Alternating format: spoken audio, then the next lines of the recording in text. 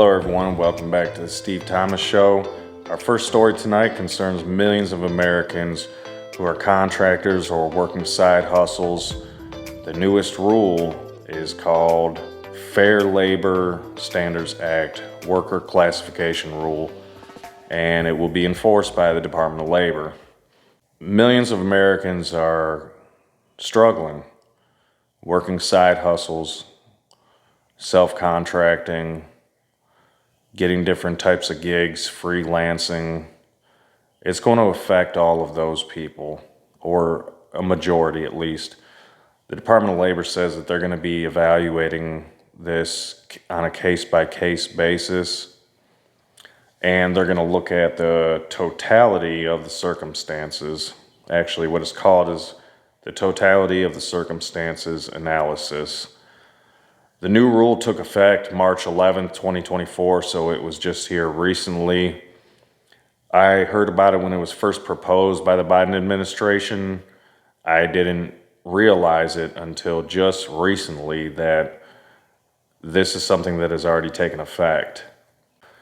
They're saying that the workers properly classified and working properly as independent contractors prior to 2021, the independent contractors rule will likely continue to be properly classified under this rule. Some things that they say are a little vague. I do have some bullet points here that I needed to get across. And the freelancers, they'll be affected by a case-by-case basis. And ultimately, guys, this is going to cut a lot of people out, because companies and businesses are not going to be wanting to comply with these rules. They would rather just do away with the contractors, or at least the ones that they can, because this whole thing is about giving benefits and at least a minimum wage pay guaranteed to people who are contracting, side hustling, gigging, side jobs, etc. Not sure if it's going to affect like Uber, Lyft people. It might. I would say that it's definitely going to affect the trucking industry, healthcare industry, and many other industries. But they're going to be applying what they're calling a 6-factor test. Number 1, opportunity for profit or loss depending on managerial skill. Number 2, investments by the worker and the potential employer. Number 3, the degree of permanence of the work relationship. Number 4, nature and degree of control. Number 5, the extent to which the work performed is an integral part of the potential employer's business. Number 6, skill and initiative. So these factors, they're calling the 6-factor test, is what they're going to be basing their analysis off of to see if they need to comply, speaking of the businesses or the companies, that they need to comply with this new Fair Labor Standards Act worker classification rule. Y'all look it up on the Department of Labor. It's already in effect. There are several lawsuits against them right now. There's several points that they're still trying to clarify. It's all a little vague right now, and that's why companies are just going to continue to operate the way they are. But the Department of Labor is making their rounds. So you might want to check in with whoever you are doing business with to see if they have heard anything or if any changes are coming soon. Ultimately, I think that this is going to limit the ability to make income. I think it's going to limit people's income. At first, this might have looked like a good thing to a lot of people, but ultimately, this is probably not going to be good, because a lot of companies are going to want to just cut out from this whole thing. Altogether. They don't want to provide benefits or any guaranteed pay. Most of these kind of jobs, pay by the job, or something to that effect. And some of them could even be under the table for all we know. But the Department of Labor is making their rounds. You've been warned.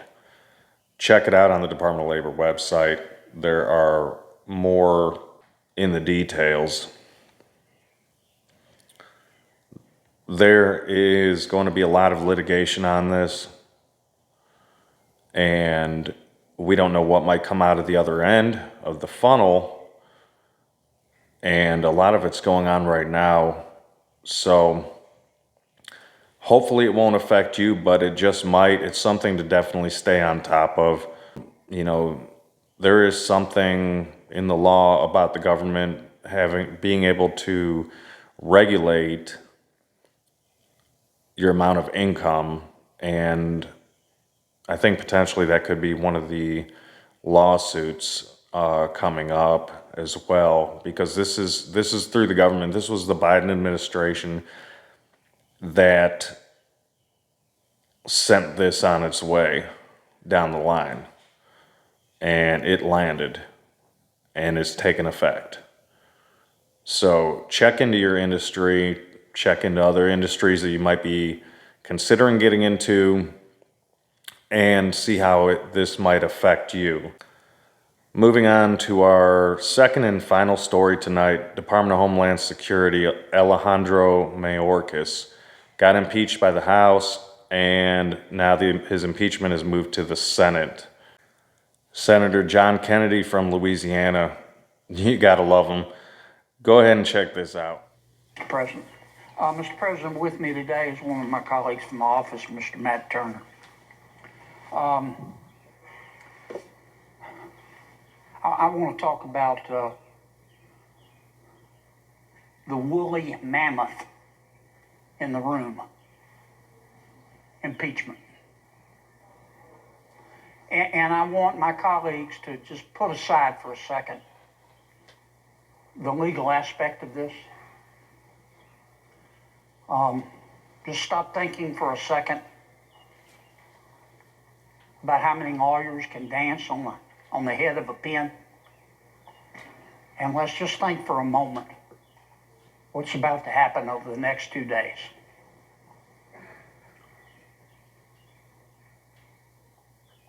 A few moments ago, the managers from the United States House of Representatives came over. Every member of the Senate was here and seated, and read their articles of impeachment, their charges about Secretary Mayorkas.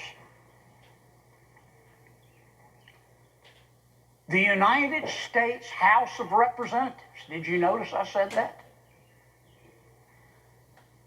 Representatives of the United States House of Representatives came over to us. As I said the other day, we're not talking about some snow bro who likes chicken McNuggets and weed and has an opinion.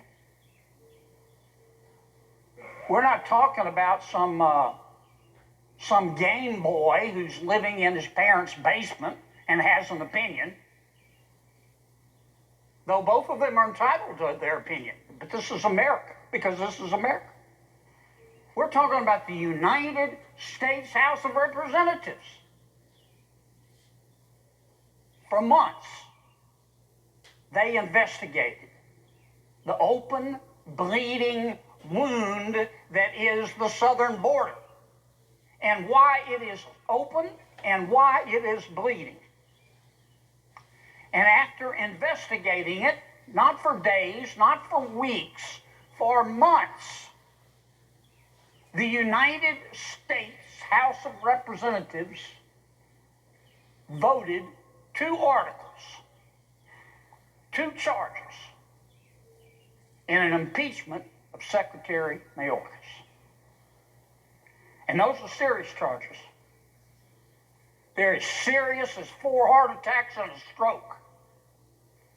The first one is willful and systemic refusal to comply with the law, not negligence.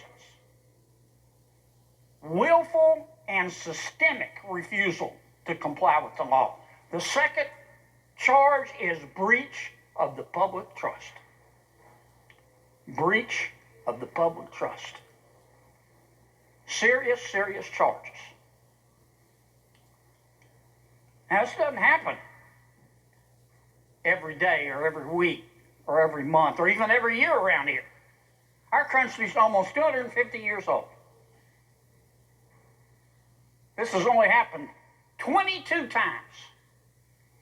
22 times has the United States House of Representatives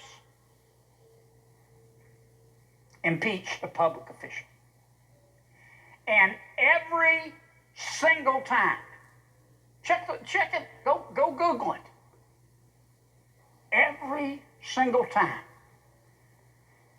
you can write this down, take it home to mama.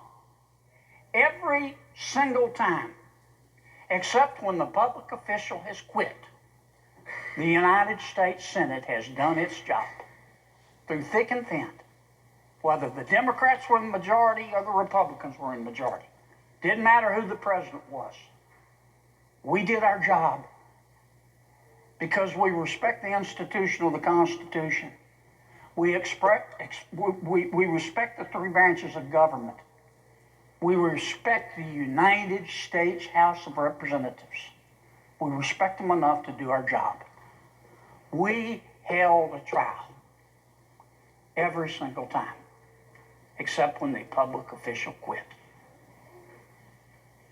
Now, in the next 2 days, you're going to hear one of my colleagues, the majority leader, say we don't need to hold a trial. He's going to say the evidence is insufficient. It's not worth our time. I want you to think for a moment. Just ask yourself this question. How does he know the evidence isn't sufficient? How does he know? He hadn't heard the evidence. What you're about to see, folks, it breaks my heart to say this. Over the next 2 days, what you're going to see is not about the evidence. It's not about the law. It's not about the process. It's not about, but should be, 250 years of precedent in history. It's about raw gut politics. So Mayorkas has 2 charges: willful and systemic refusal to comply with the law and breach of the public trust. Y'all let me know in the comments below if you think that he is guilty of these things. I personally think he is, with the amount of migrants that have crossed and the amount of trouble they have brought, being illegal, not coming here the proper way, right? Skipping out on their court dates, running drugs, running prostitute rings, running all kinds of illegal things, taking jobs, taking housing from hard, honest, working Americans that are trying to survive in a country that is being overtaken by illegals, criminals, drugs. They should have just continued building the wall. NBC says 9.3 million migrant crossings since the Biden administration. The Senate says more than 12 million. You let me know who you think is telling the truth. If you want to stay informed of the latest important news on the government and the economy, I'm going to be bringing that to you as long as you subscribe and come back for more. I appreciate y'all. Thanks for watching. Check this last clip out.